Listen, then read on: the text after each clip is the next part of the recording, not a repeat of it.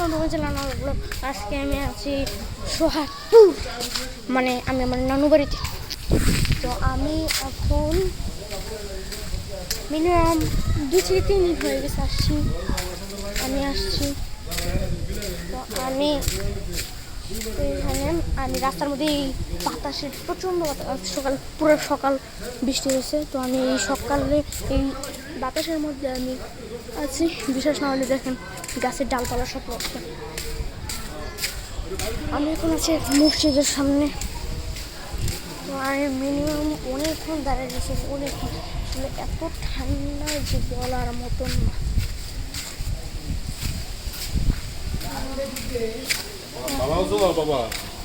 এখন এখানে আর কি সবাই আমাকে চিনে, এই জন্য আর কি সবাই চিনে, তার কারণে আমি মানে সবার কাছে পরিচিত আর কি, প্রতিবেশী হিসেবে।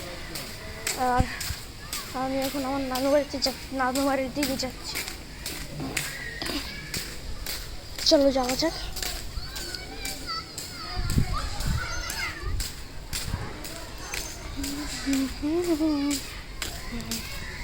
এই যে আমার নানু বাড়ির গেট। এখানে কাজ চলতেছে।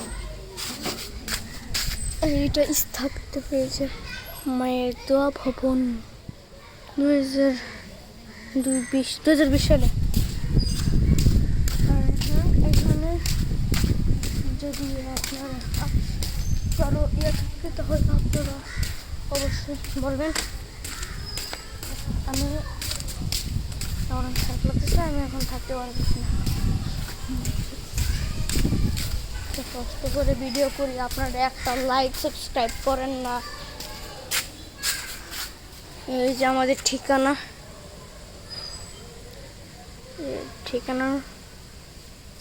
এই ঠিকানার মধ্যে আসবে।